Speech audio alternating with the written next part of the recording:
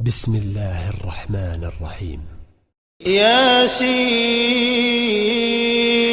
والقرآن الحكيم إنك لمن المرسلين على صراط مستقيم تنزيل العزيز الرحيم لتنذر قوما ما أنذر آباؤهم فهم غافلون لقد حق القول على أكثرهم فهم لا يؤمنون إنا جعلنا في أعناقهم أغلالا فهي إلى الأذقان فهم مقمحون وجعلنا من بين أيديهم سدا ومن خلفهم سدا فأغشيناهم فهم لا يبصرون وسواء عليهم أأنذرتهم أم لم تنذرهم لا يؤمنون إنما تنذر من اتبع الذكر وخشي الرحمن بالغيب فبشره بمغفرة وأجر كريم إنا نحن نحيي الموتى ونكتب ما قدموا وآثارهم وكل شيء أحصيناه في إمام مبين واضرب لهم مثلا أصحاب القرية إذ جاءها المرسلون إذ أرسلنا إليهم 2 فكذبوهما فعززنا بثالث فقالوا إنا إليكم مرسلون قالوا ما أنتم إلا بشر مثلنا وما أنزل الرحمن من شيء إن أنتم إلا تكذبون قالوا ربنا يعلم إنا إليكم لمرسلون وما علينا إلا البلاغ المبين قالوا إنا تطيرنا بكم لئن لم تنتهوا لنرجمنكم وليمسنكم منا عذاب أليم قالوا طائركم معكم أئن ذكرتم بل أنتم قوم مسرفون وجاء من أقصى المدينة رجل يسعى قال يا قوم اتبعوا المرسلين اتبعوا من لا يسألكم أجرا وهم مهتدون وما لي لا أعبد الذي فطرني وإليه ترجعون أأتخذ من دونه آلهة إن يردني الرحمن بضر لا تغن عني شفاعتهم شيئا ولا ينقذون إني إذا لفي ضلال مبين إني آمنت بربكم فاسمعون قيل ادخل الجنة قال يا ليت قومي يعلمون بما غفر لي ربي وجعلني من المكرمين وما أنزلنا على قومه من بعده من جند من السماء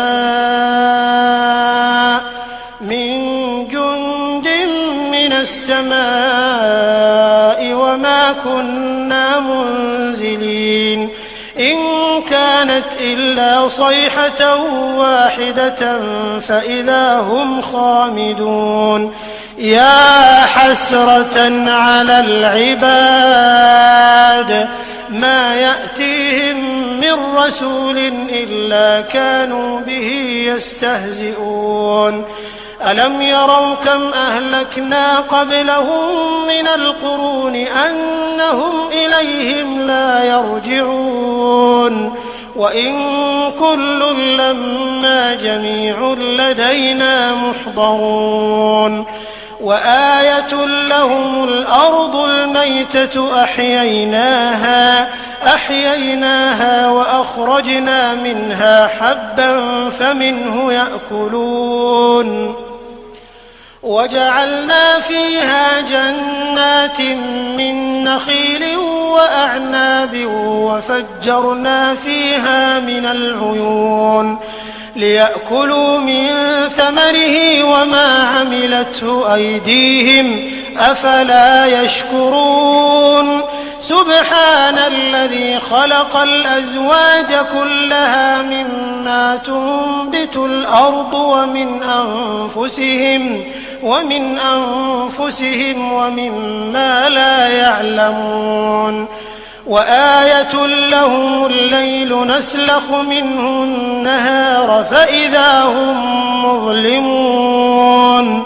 والشمس تجري لمستقر لها ذلك تقدير العزيز العليم والقمر قدرناه منازل حتى عاد كالعرجون القديم لا الشمس ينبغي لها أن تدرك القمر ولا الليل سابق النهار وكل في فلك يسبحون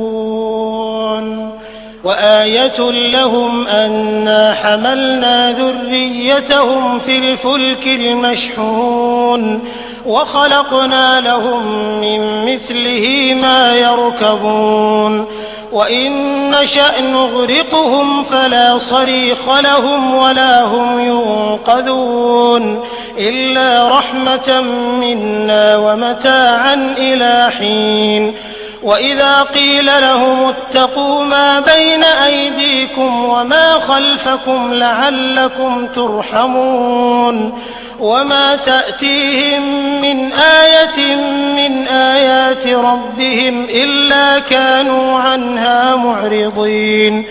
وإذا قيل لهم أنفقوا مما رزقكم الله قال الذين كفروا للذين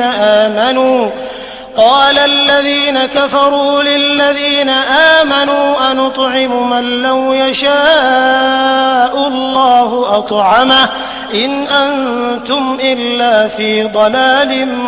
مبين ويقولون متى هذا الوعد إن كنتم صادقين ما ينظرون إلا صيحة واحدة تأخذهم وهم يخصمون فلا يستطيعون توصية ولا إلى أهلهم يرجعون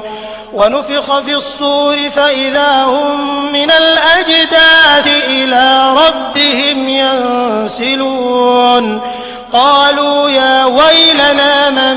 بعثنا من مرقدنا هذا ما وعد الرحمن وصدق المرسلون إن كانت إلا صيحة واحدة فإذا هم جميع لدينا محضرون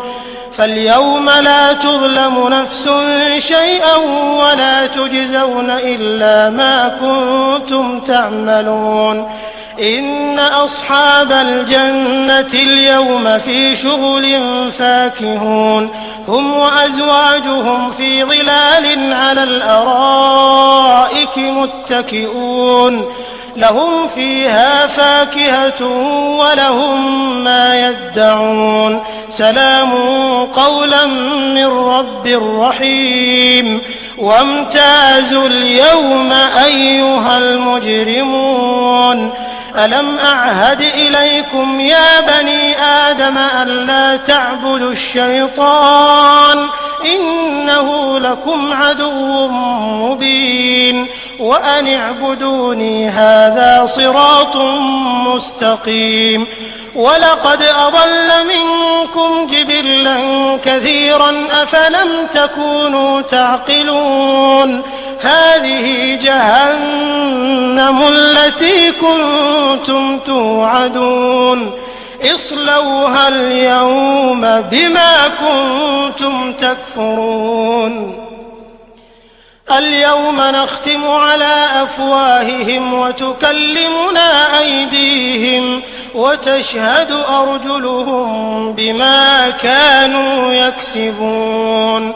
ولو نشاء لطمسنا على أعينهم فاستبقوا الصراط فأنى يبصرون ولو نشاء لمسخناهم على مكانتهم فما استطاعوا مضيا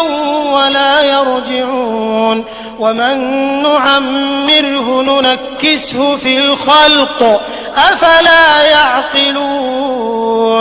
وما علمناه الشعر وما ينبغي له إن هو إلا ذكر وقرآن مبين لينذر من كان حيا ويحق القول على الكافرين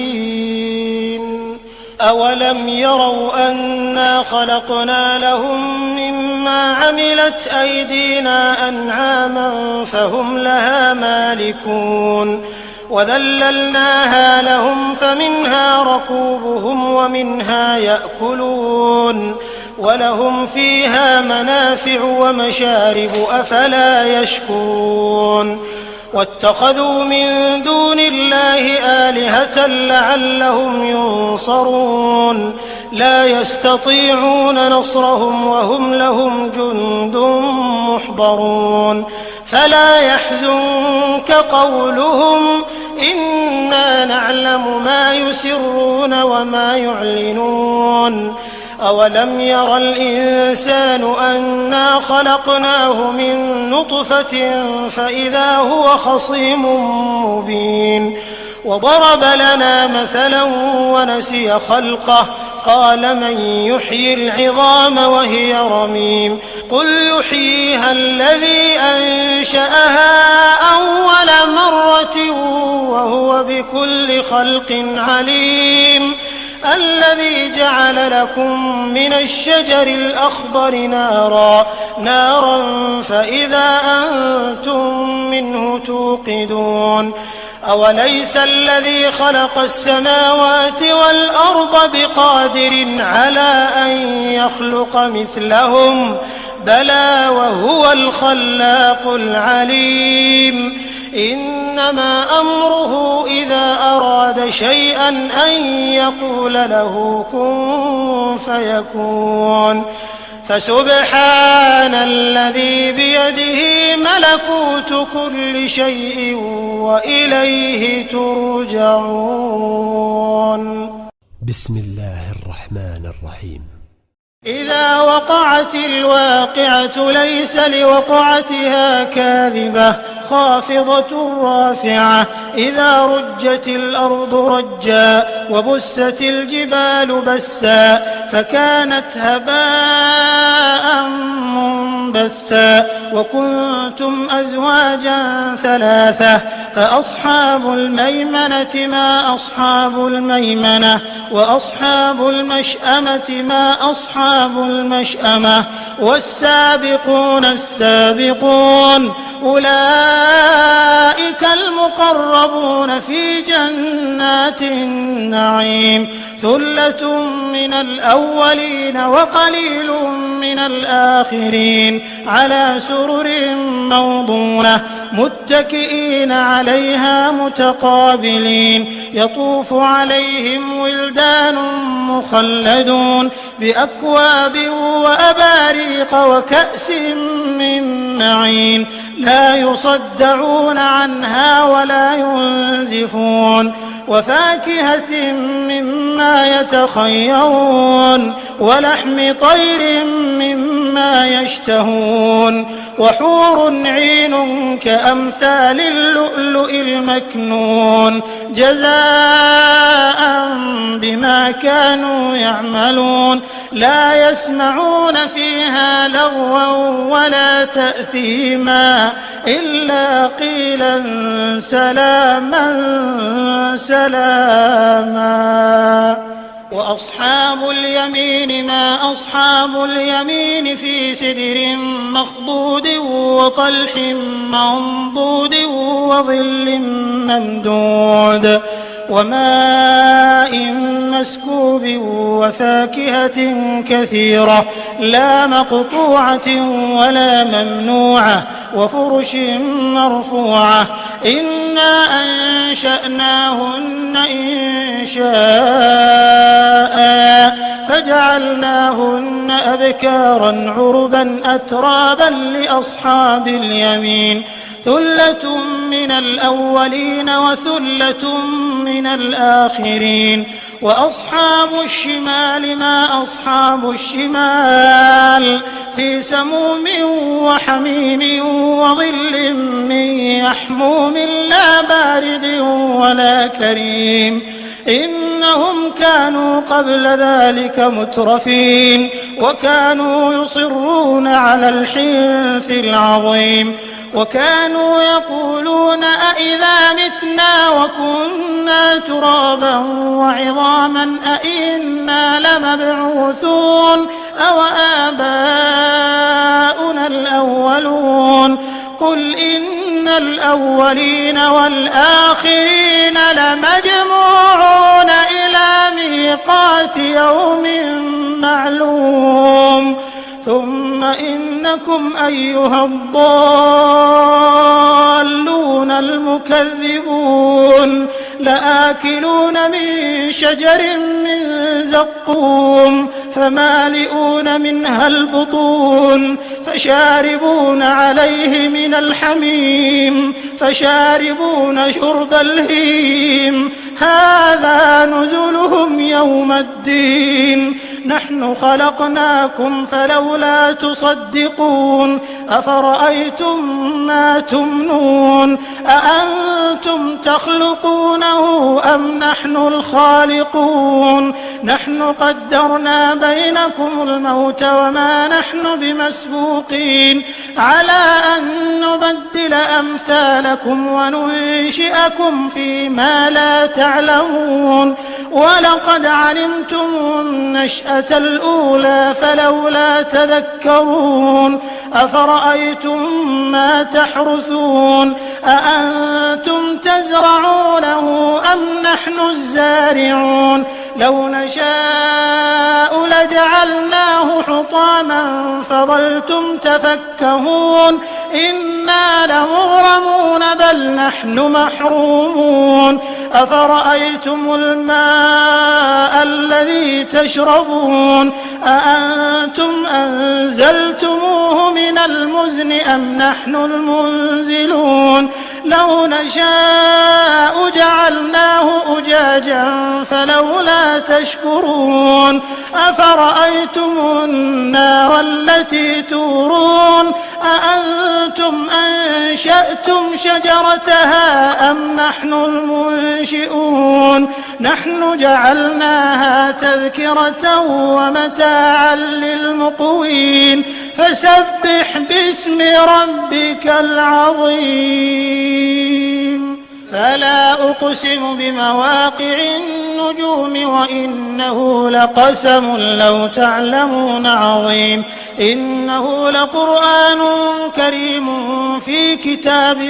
مكنون لا يمسه إلا المطهرون تنزيل من رب العالمين أفبهذا الحديث أنتم مدهنون وتجعلون رزقكم أنكم تكذبون فلولا إذا بلغت الحلقوم وأنتم حينئذ تنظرون ونحن أقرب إليه منكم ولكن لا تبصرون فلولا إن كنتم غير مدينين ترجعونها إن كنتم صادقين. فأما إن كان من المقربين فروح وريحان وجنة نعيم. وأما إن كان من أصحاب اليمين فسلام لك من أصحاب اليمين. وأما إن كان من المكذبين الضالين فنزل من حميم وتصلية جحيم. إن هذا لهو حق اليقين. فسبح باسم ربك العظيم. بسم الله الرحمن الرحيم. الرحمن علم القرآن خلق الإنسان علمه البيان. الشمس والقمر بحسبان والنجم والشجر يسجدان. والسماء رفعها ووضع الميزان ألا تطغوا في الميزان وأقيموا الوزن بالقسط ولا تخسروا الميزان. والأرض وضعها للأنام فيها فاكهة والنخل ذات الأكمام والحب ذو العصف والريحان. فبأي آلاء ربكما تكذبان. خلق الإنسان من صلصال كالفخار وخلق الجان من مارج من نار. فبأي آلاء ربكما تكذبان. رب المشرقين ورب المغربين. فبأي آلاء ربكما تكذبان. مرج البحرين يلتقيان بينهما برزخ لا يبغيان. فبأي آلاء ربكما تكذبان. يخرج منهما اللؤلؤ والمرجان. فبأي آلاء ربكما تكذبان. وله الجوار المنشآت في البحر كالأعلام. فبأي آلاء ربكما تكذبان. كل من عليها فان ويبقى وجه ربك ذو الجلال والإكرام. فبأي آلاء ربكما تكذبان. يسأله من في السماوات والأرض كل يوم هو في شأن. فبأي آلاء ربكما تكذبان. سنفرغ لكم أيها الثقلان. فبأي آلاء ربكما تكذبان. يا معشر الجن والإنس إن استطعتم أن تنفذوا من أقطار السماوات والأرض فانفذوا لا تنفذون إلا بسلطان. فبأي آلاء ربكما تكذبان. يرسل عليكما شواظ من نار ونحاس فلا تنتصران. فبأي آلاء ربكما تكذبان. فإذا انشقت السماء فكانت وردة كالدهان. فبأي آلاء ربكما تكذبان. فيومئذ لا يسأل عن ذنبه إنس ولا جان. فبأي آلاء ربكما تكذبان. يعرف المجرمون بسيماهم بسيماهم فيؤخذ بالنواصي والأقدام فبأي آلاء ربكما تكذبان هذه جهنم التي يكذب بها المجرمون يطوفون بينها وبين حميم آن فبأي آلاء ربكما تكذبان ولمن خاف مقام ربه جنتان فبأي آلاء ربكما تكذبان ذواتا أفنان فبأي آلاء ربكما تكذبان فيهما عينان تجريان فبأي آلاء ربكما تكذبان فيهما من كل فاكهة زوجان فبأي آلاء ربكما تكذبان متكئين على فرش بطائنها من استبرق وجنى الجنتين دان فبأي آلاء ربكما تكذبان فيهن قاصرات الطرف لم يطمثهن إنس قبلهم ولا جان فبأي آلاء ربكما تكذبان كأنهن الياقوت والمرجان فبأي آلاء ربكما تكذبان هل جزاء الإحسان إلا الإحسان فبأي آلاء ربكما تكذبان ومن دونهما جنتان فبأي آلاء ربكما تكذبان مدهامتان فبأي آلاء ربكما تكذبان فيهما عينان نضاختان فبأي آلاء ربكما تكذبان فيهما فاكهة ونخل ورمان فبأي آلاء ربكما تكذبان فيهن خيرات حسان فبأي آلاء ربكما تكذبان حور مقصورات في الخيام فبأي آلاء ربكما تكذبان لم يطمثهن إنس قبلهم ولا جان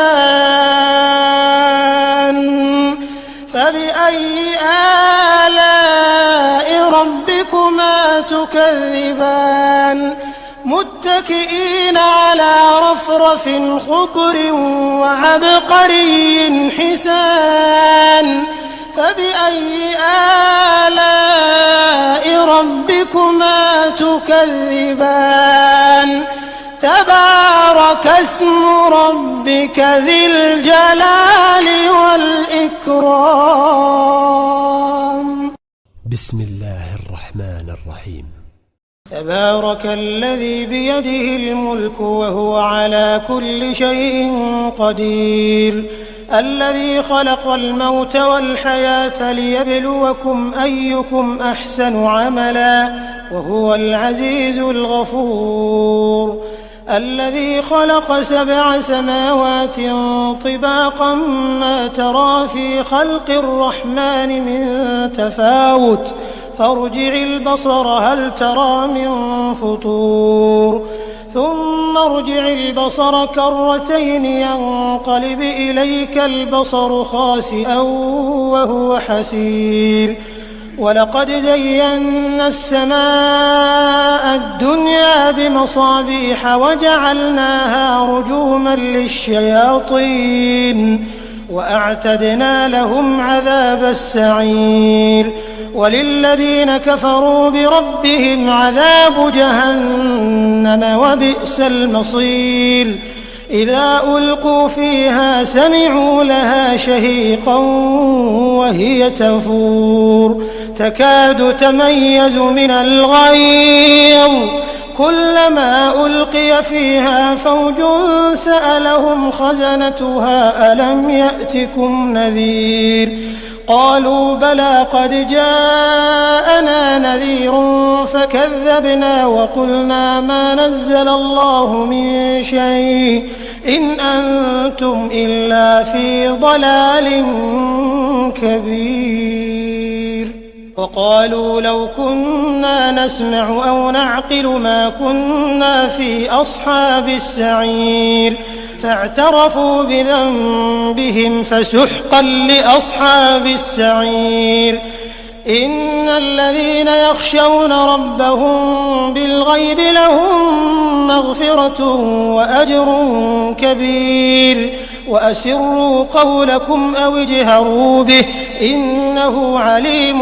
بذات الصدور ألا يعلم من خلق وهو اللطيف الخبير هو الذي جعل لكم الأرض ذلولا فامشوا في مناكبها وكلوا من رزقه وإليه النشور أأمنتم من في السماء أن يخسف بكم الأرض فإذا هي تمور أم أمنتم من في السماء أن يرسل عليكم حاصبا فستعلمون كيف نذير ولقد كذب الذين من قبلهم فكيف كان نكير أولم يروا إلى الطير فوقهم صافات ويقبضن ما يمسكهن إلا الرحمن إنه بكل شيء بصير أمن هذا الذي هو جند لكم ينصركم من دون الرحمن إن الكافرون إلا في غرور أمن هذا الذي يرزقكم إن أمسك رزقه بل لجوا في عتو ونفور أفمن يمشي مكبا على وجهه أهدى أمن يمشي سويا على صراط مستقيم قل هو الذي أنشأكم وجعل لكم السمع والأبصار والأفئدة قليلا ما تشكرون قل هو الذي ذرأكم في الأرض وإليه تحشرون ويقولون متى هذا الوعد إن كنتم صادقين قل إنما العلم عند الله وإنما أنا نذير مبين فلما رأوه زلفة سيئت وجوه الذين كفروا وقيل هذا الذي كنتم به تدعون قل أرأيتم إن أهلكني الله ومن معي أو رحمنا فمن يجير الكافرين من عذاب أليم قل هو الرحمن آمنا به وعليه توكلنا فستعلمون من هو في ضلال مبين قل أرأيتم إن أصبح ماؤكم غورا فمن يأتيكم بماء